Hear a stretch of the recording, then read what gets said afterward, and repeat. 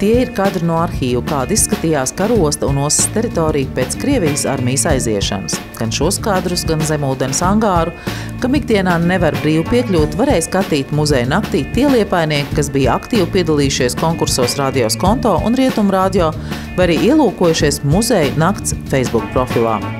Dodoties ekskursijā iepazīt neiepazīto karostu, bija iespēja ieklausīties atraktīvajā vēstures pētnieka Jura Raķa stāstījumā, un tā aizsākās manēžā.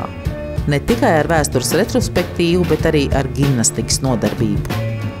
Un tad daram tieši tāpat vienlaicīgi, kā es. 1, 2, 3, 4, 5, 6, 7. Un atkal. 1, 2, 3, 4, 5, 6, 7, 8, 9, 10. Šodien no cariskās Krievijas būvētajām sarkano ķieģeļa armijas kazarmām maz kas palicis, tomēr zinām, tā laika ainavu tika uzburti iezīmējot arī otro karostas uzplaukumu Latvijas brīvvalsts laikā starp abiem pasaules kariem, kam seko Padomju Savienības laiki, kas visu esošo infrastruktūru tikai eksploatēja un dažviet pat nesaprotamu motīvu vadīt, nesaprotam uzlaboja. Nenoliedzam, interesants ir zemūdeņa angārs, kas joprojām ir atvērts jauniem izaicinājumiem.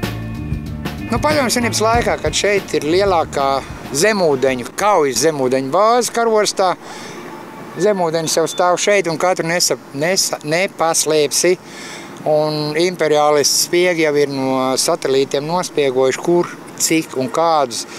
Bet īpašām vajadzībām tiek izgatavots, jeb diversantiem tiek top 2 eksperimentāli viena modeļa 2 zemūdens, tips Piraņa.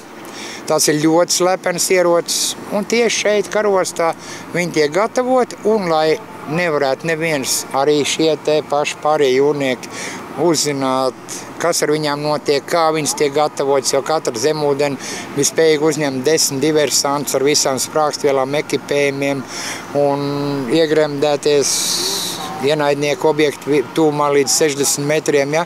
Lai nezinātu, kas ar viņiem notiek, tad tieši šīm 2 zemūdenēm top šis te angārs. Zemūdens angārs ir nozīmīgs ne tikai ar savu vēsturisko vērtību, jo tieši Liepājā bāzējās abas īpašas slepenās PSRS zemūdens Pirjaņas, bet arī ar savu akustiku. Cik vien skaļi var, teiks, urā! 3, 4! Urā!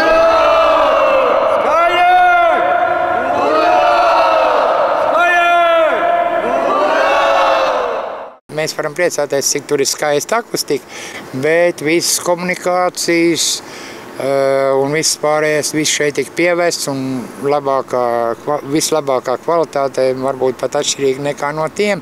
Un pat šie te pat virsnieki nezināja īsti, kas šeit iekšā notiek šajā te angārā. Tālūk.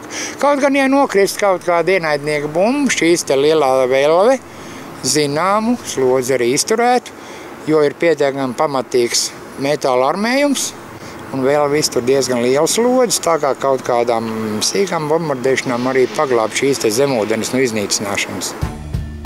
Karosta ir un paliek pilsēta pilsētā ar savu šarmu, vēsturu un atvērtību jauniem izaicinājumiem.